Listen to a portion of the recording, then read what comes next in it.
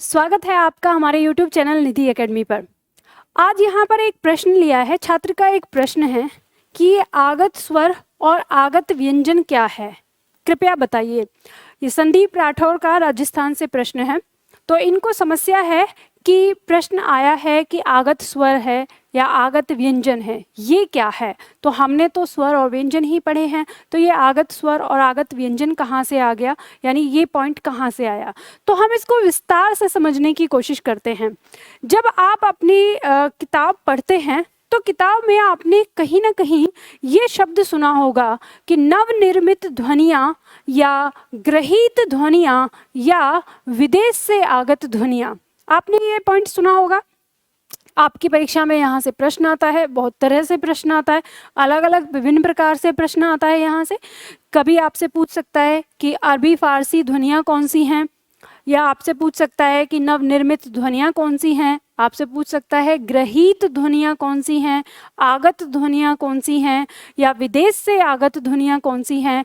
तो ये सारी एक ही हैं, और वो कौन है, वो है अरबी फारसी ध्वनियाँ। अब अरबी फारसी ध्वनि का मतलब क्या है, तो आपने देखा होगा कि हम देखते हैं कि जैसे क हमारा वर्ण है ख, जैसे ग वर्ण है ज और वर्ण है फ।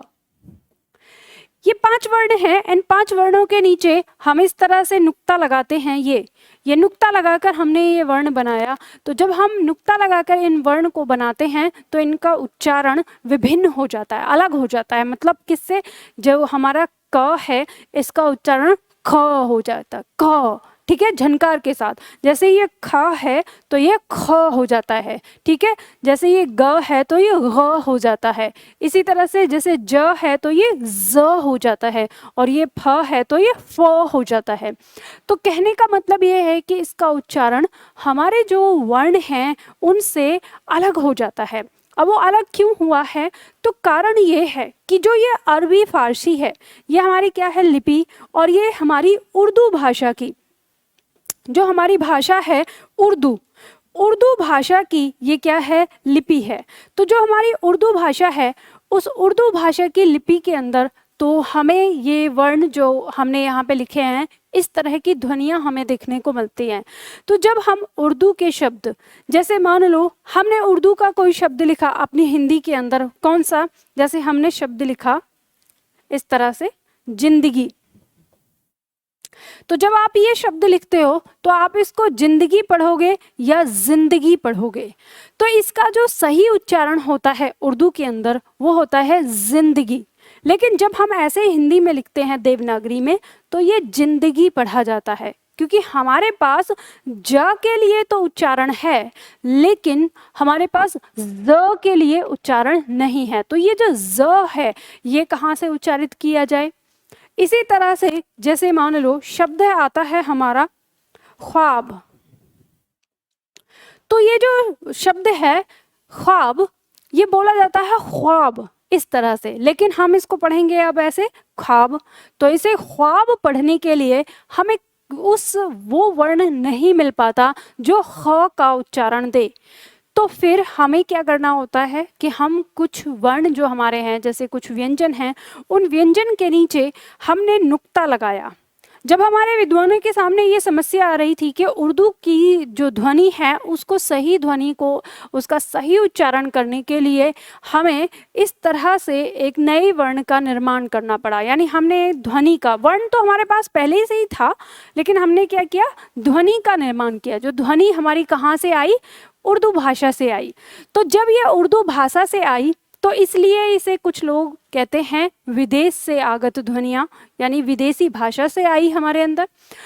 या हम कहते हैं ग्रहित ध्वनियाँ, मतलब जिन्हें हमने आवश्यकता के अनुसार ग्रहण किया, जैसे हमें आवश्यकता पड़ी वैसे हमने ग्रहण किया। और या इन्हें नवनिर्मित ध्वनियाँ कहें कि हिंदी भाषा में जैसे परिवर्तन हुआ तो हिंदी भाषा में हमने जो उसकी नवनिर्मित ध्वनि है, यानी जो नई बन के आई है ध्वनि, उसका नाम दे दिया। या फिर हमने इनको कहा आगत व्यंजन। आगत व्यंजन हमने क्यों बोला, क्योंकि ये हमारे व्यंजन थे और व्यंजन के ऊपर ही हमने नुक्ता लगाया, ठीक है। तो ध्यान रखना जब हम अरबी फारसी ध्वनि को लिखते हैं तो हम इनके नीचे नुक्ता लगाते हैं। जैसे हमने ये शब्द जिंदगी या ख्वाब या गज़ल, इस तरह के शब्द जब हम लिखते हैं तो उनके नीचे हम नुक्ता लगाते हैं, और वो नुक्ता हम इन 5 व्यंजन के अंदर लगाते हैं, इन 5 व्यंजन के अंदर। तो जब इन 5 व्यंजन के अंदर हम नुक्ता लगा देते हैं तो नुक्ता लगे हुए ये व्यंजन ही आगत व्यंजन कहलाते हैं। मतलब इन्हें हमने क्या किया है, ये बाहर से आए हैं, विदेश से आए हैं या विदेशी भाषा के साथ आए हैं, तो इसलिए हम इनको क्या कहते हैं, आगत व्यंजन। तो आगत व्यंजन आपका ये होता है कि आगत व्यंजन कौन से हैं, ये 5 हैं, ये 5 ही होते हैं। और ध्यान रखिएगा, हिंदी वर्णमाला में हम इनको काउंट नहीं करते, उसके साथ हम शामिल नहीं करते हैं। हम इनको किसके साथ शामिल करते हैं, एक अलग अलग कैसे, नवनिर्मित ध्वनि या ग्रहित ध्वनि, उसमें हम इसको बताते हैं, और या वहाँ पे हम कह देते हैं कि वो व्यंजन जो आया हुआ है, आगत है। ठीक है, इसी क्रम में हमारे जो दूसरा पॉइंट आता है आगत स्वर की, जो हमने बात की, तो हमारे पास जैसे हमारी भाषा में, जब हमारी हिंदी भाषा बोली जाती थी, तो हिंदी भाषा में जब हमारे देश पर मुगलों का आक्रमण हुआ तो हमारी भाषा में शामिल हुई उर्दू। फिर कुछ समय बाद हमारे ऊपर अंग्रेजों का शासन रहा, अंग्रेजों ने हमें गुलाम बना के रखा, तो हमारी भाषा में शामिल हुई अंग्रेजी।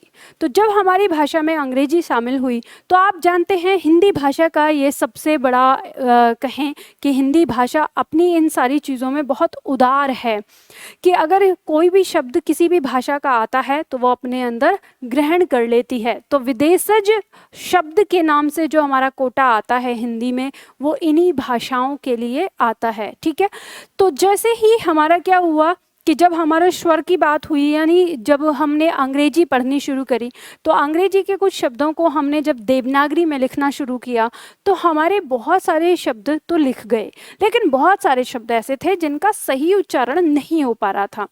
जैसे उदाहरण के तौर पर अगर हम देखें, शब्द है डॉक्टर। ठीक है, अगर हमने ऐसे शब्द क्या है, एक्चुअल में शब्द तो है डॉक्टर, लेकिन हमने इसको ऐसे लिखा हिंदी में, तो इसका उच्चारण क्या हो गया, डॉक्टर हो गया। ये तो सही उच्चारण नहीं है, क्योंकि उच्चारण क्या है, डॉक्टर है। तो डॉक्टर होता है, तो हमने जैसे आ लगा के देखा इसके साथ तो सही उच्चारण नहीं हुआ, तो फिर हमने ओ लगा के देखा, हमारे पास ओ है तो ये हो गया डॉक्टर, और फिर हमने औ लगा के देखा तो ये हो गया डॉक्टर। तो ये सही उच्चारण नहीं आ रहा था, हमारे पास 3 ही ध्वनियाँ थी जिनमें हम इसको लगा सकते थे। तो फिर हमारे विद्वानों ने मिलकर ये निश्चित किया कि अगर हम आ के ऊपर इस तरह से अर्ध चांद लगा दें तो ये जो ध्वनि होगी, ये ध्वनि वही ध्वनि होगी जो अंग्रेजी भाषा में होती है, यानी अब इसको हम डॉक्टर ही पढ़ेंगे। तो हमने एक नए स्वर का निर्माण किया, आ स्वर के ऊपर हमने अर्ध चांद लगाकर इसको बनाया अर्ध चांद। ठीक है, और ये ही अर्ध चांद हमारा क्या कहलाता है, आगत स्वर कहलाता है। अंग्रेजी भाषा से आया हुआ, इसलिए विदेशज ध्वनियों के अंतर्गत आता है कि विदेशज ध्वनियाँ या विदेश से आई हुई ध्वनियाँ। ग्रहित ध्वनियाँ, क्योंकि हमने इसको ग्रहण किया है, बनाया है। ठीक है, नवनिर्मित ध्वनियाँ, ये अभी कुछ समय पहले ही हमारा अस्तित्व में आया तो इसलिए नवनिर्मित में आ जाता है। अंग्रेजी भाषा से है, इसलिए अंग्रेजी ध्वनि के नाम से भी हम इसको पढ़ते हैं, तो कई सारे इसके नाम हमारे हो जाते हैं। तो ये बात आपको अच्छी तरह से अब समझ में आ गई होगी, जो मैंने यहाँ पे बताया कि अब आपको समझ में आ गया कि आगत व्यंजन और आगत स्वर हमारा क्या होता है।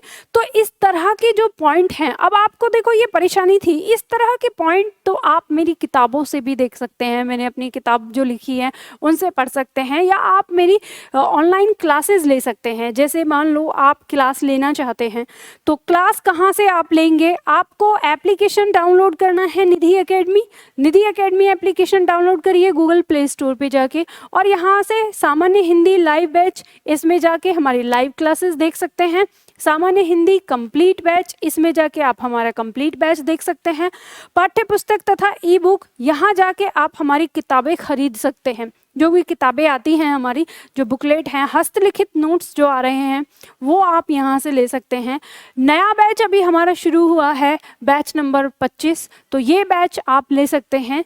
ठीक है, इसी में जो हमारी किताबें हैं, किताबें आपकी ये हस्तलिखित के नाम से आती हैं। शब्दावली की बुक है, ये आपकी अमेजोन या फ्लिपकार्ट पे भी मिल जाती है, आप वहाँ से भी ले सकते हैं। बाकी और किताबें आपको ऑफिस से मिलती हैं। तो दिए हुए नंबर पर आप कॉल करिए, पता करिए कि आपको किताबें कैसे मिलती हैं, तो आपको किताबें मिल जाएंगी। ठीक है, तो यहाँ पर कहने का मतलब ये है कि हिंदी में अगर आपको कहीं पर भी कोई भी समस्या होती है तो आप उसको जल्दी से जल्दी अपनी किताबें ले सकते हैं, क्लासेस ले सकते हैं, या आप यूट्यूब पर देख सकते हैं। यूट्यूब पर मैंने इतनी सारी क्लासेस दी हुई हैं, तो आपको अपनी उस समस्या को जल्दी ही समाप्त करना होगा अपनी पढ़ाई करके। ठीक है, तो चलिए, आपको ये बात समझ में आ गई होगी। अगर आप में से किसी छात्र का भी इसी तरह से कोई प्रश्न है जो आपको परेशान करता है, तो कमेंट बॉक्स में ज़रूर लिखिएगा, अपने नाम के साथ अपने स्थान का नाम भी लिखिएगा। इसी तरह से मैं आप लोगों के कमेंट को लेती रहूँगी, आपके डाउट को लेती रहूँगी। चलिए, मिलते हैं फिर अगले वीडियो में अगले किसी कमेंट के साथ।